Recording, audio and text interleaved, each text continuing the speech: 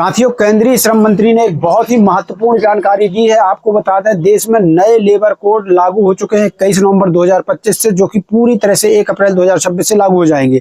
लेकिन दिल्ली से एक बड़ी जानकारी आ रही है, जहां पर दिल्ली के केंद्रीय जो श्रम मंत्री हैं, उन्होंने एक बड़ी अपडेट दी है। श्रम कार्यालय से बहुत बड़ी अपडेट आ रही है। आपको बता दें, दिल्ली श्रम कार्यालय ने नए लेबर कोड को लेकर एक नई अपडेट दी है कि आप जितने भी अस्थायी कर्मचारी हैं, चाहे वो आउटसोर्स हो, दैनिक वेतनभोगी हो, संविदा हो, कार्यभारित हो, अंशकालिक हो, किसी भी श्रेणी के कर्मचारी हो, अगर अस्थायी कर्मचारी हैं तो उनका जो वेतन है वो कैसे तय किया जाएगा, उनको कितना भत्ता मिलेगा, उनको ग्रेजुटी किस हिसाब से दी जाएगी, इसको लेकर जितने भी मन में सवाल उठ रहे थे तमाम कर्मचारियों को, तो वो केंद्रीय श्रम कार्यालय ने जो है इसको लेकर एक नई अपडेट दी है। वो अपडेट जो है आज हमारे पास आई है, वो अपडेट हम आपको बताने का काम करेंगे। यहाँ पर एक चीज और मैं बता दूं कि अभी भी अगर आप गूगल में सर्च करेंगे कि केंद्र का न्यूनतम वेतन कितना है, केंद्र का फ्लोर वेज कितना है, तो वहां पर 178 रुपए करीब दिखा रहा है, जो कि बहुत ही कम है। अगर 178 रुपए के हिसाब से देखा जाए तो 5 से 6 हजार का वेतन महीने। क्या केंद्र का न्यूनतम वेतन इतना कम रहेगा? तो यहाँ पर मैं आपको बता दूं, वो पुराना न्यूनतम वेतन दिखा रहा है जो 4 से 5 साल पहले तय किया गया था।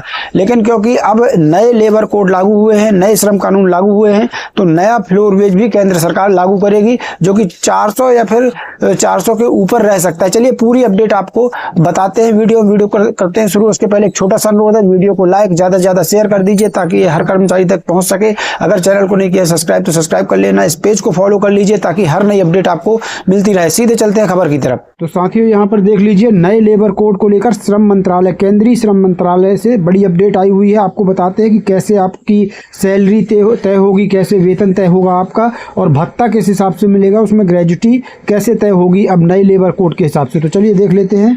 यहाँ पर देखिए, नया लेबर कोड, श्रम मंत्रालय ने नए श्रम कानून के ड्राफ्ट रूल्स और FAQ सार्वजनिक कर दिए हैं, मतलब पब्लिश कर दिए हैं। कर्मचारियों की सैलरी, भत्ता, ग्रेजुटी ऐसे होगी तय।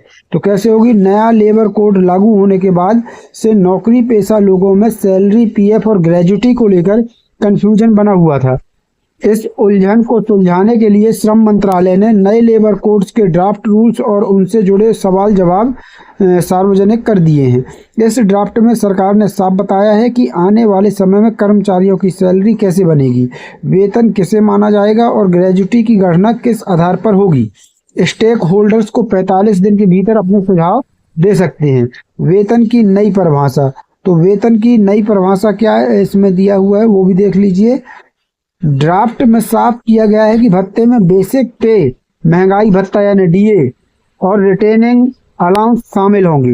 बेसिक सैलरी कुल वेतन का 50% होगी। बाकी हिस्से में PF, bonus, commission, HRA, overtime आदि शामिल होंगे। कंपनियां बेसिक सैलरी को कम व अलाउंस को ज़्यादा रख वैधानिक देनदारियों से नहीं बच पाएंगी, जिसका फ़ायदा PF और ग्रेजुटी में मिलेगा। अब यहाँ देख लीजिए दिशा निर्देश को, अगर दिशा निर्देश की बात करें कि सैलरी का कैलकुलेशन कैसा होगा, क्योंकि सबसे बड़ी बात है कि जो नया वेतन होगा उसमें फ्लोर वेज, जो केंद्र का न्यूनतम वेतन होगा, वो सरकार किस आधार पर तय करेगी। क्योंकि पुराना जो फ्लोर वेज है, पुराना जो केंद्र का न्यूनतम वेतन है, अभी भी आप अगर गूगल में सर्च करेंगे कि केंद्र का फ्लोर वेज कितना है, केंद्र का न्यूनतम वेतन कितना है, तो मात्र 178 रुपये प्रतिदिन उसमें दिखेगा, जिसमें 5 से 6 हजार मात्र सैलरी बनेगी अगर 178 रुपये दिन के हिसाब से लिया जाए तो। लेकिन यहाँ पर मैं आपको बता दूं साथियों कि वो कम से कम 5 से 7 साल पुराना फ्लोर वेज है, पुराना न्यूनतम वेतन है। अब क्योंकि नए लेबर कोड लागू हुए हैं, केंद्र के 4 जो नए श्रम कानून है वो लागू किए गए हैं, तो अब नया फ्लोर वेज केंद्र सरकार तय करने वाली है, जो कि 400 या फिर 400 से ऊपर रह सकता है, ऐसा जानकारी आ रही है। तो चलिए आपको बताते हैं। यहाँ देखिए, दिशा निर्देश के तहत अब न्यूनतम मजदूरी दैनिक आधार पर तय होगी। वही जो मैंने बताया कि प्रतिदिन का 400 या 400 के ऊपर जो केंद्र सरकार नया न्यूनतम वेतन लागू करेगी। तो वही चीज़ यहाँ लिखी है कि नए दिशा निर्देश के तहत अब न्यूनतम मजदूरी दैनिक आधार पर तय होगी और फिर एक स्टैंडर्ड फार्मूला यूज करके इसे प्रति घंटा और मंथली वेजेस में बदला जाएगा। इसकी गणना एक सामान्य कामकाजी वर्ग के परिवार की जरूरतों को ध्यान में रखकर होगी। इनमें भोजन, कपड़े, घर का किराया, ईंधन, बिजली, शिक्षा, मेडिकल खर्च और अन्य बुनियादी जरूरतें शामिल होंगी। केंद्र सरकार एक राष्ट्रीय न्यूनतम मजदूरी तय करेगी। कोई भी राज्य इसके नीचे का आंकड़ा तय नहीं कर सकेगा। और यहाँ देख लीजिए कौन कौन से भुगतान जो है वो वेतन में शामिल नहीं होंगे। तो ड्राफ्ट में यह भी साफ किया गया है कि कुछ भुगतान वेतन का हिस्सा नहीं होंगे। इनमें परफॉर्मेंस आधारित इंसेंटिव, हिसाब्स, वेरिएबल पे और यहाँ देख लीजिए रिइंबर्समेंट आधारित भुगतान शामिल है। इसके अलावा लीव एनकैशमेंट को भी अलाउंस का हिस्सा नहीं माना गया है। यह स्पष्टता इसलिए जरूरी थी क्योंकि कंपनियों और कर्मचारियों के बीच इसको लेकर काफ़ी भ्रम था। अब यहाँ देख लीजिए ग्रेजुटी के लिए क्या नए नियम होंगे तो वो भी देख लेते हैं। यहाँ देख लीजिए नई व्यवस्था में ग्रेजुटी की गणना अब केवल बेसिक सैलरी पर नहीं होगी बल्कि आखिरी बार मिलने वाले वेतन के आधार पर होगी। जिनकी सैलरी अलाउंस हैवी थी उनकी ग्रेजुटी बढ़ सकती है। ग्रेजुटी का नया नियम पीछे की तारीख से लागू नहीं होगा।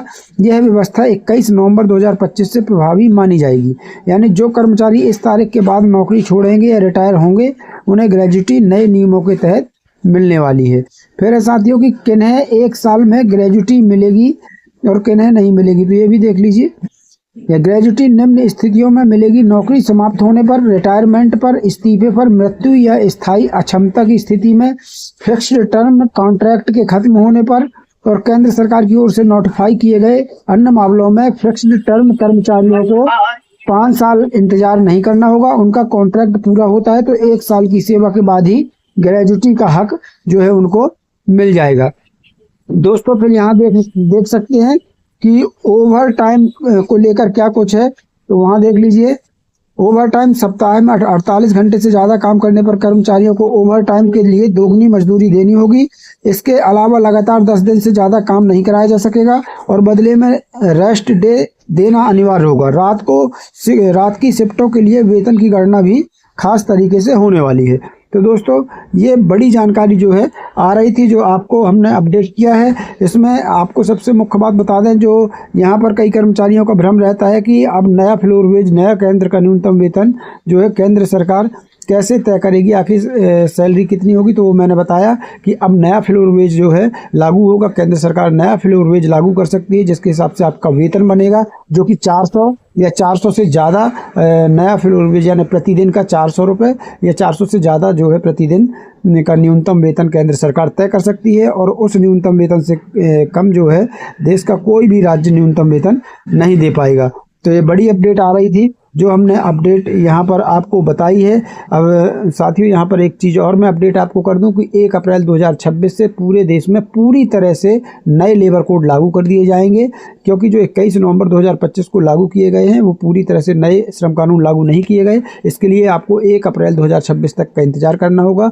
नया सत्र होता है 1 अप्रैल 2026 से, शासन का जो नया सत्र चलता है वो 1 अप्रैल 2026 से चलता है। तो 1 अप्रैल 2026 से जो है नए श्रम कानून जो है वो लागू हो सकते हैं और उसी समय से नए फ्लोर वेज, नया न्यूनतम वेतन केंद्र का वो भी लागू हो जाएगा। तो साथियों आज के लिए बस इतना ही। मिलते हैं नई वीडियो में नई जानकारी के साथ। तब तक के लिए धन्यवाद। जय भारत, जय हिंद।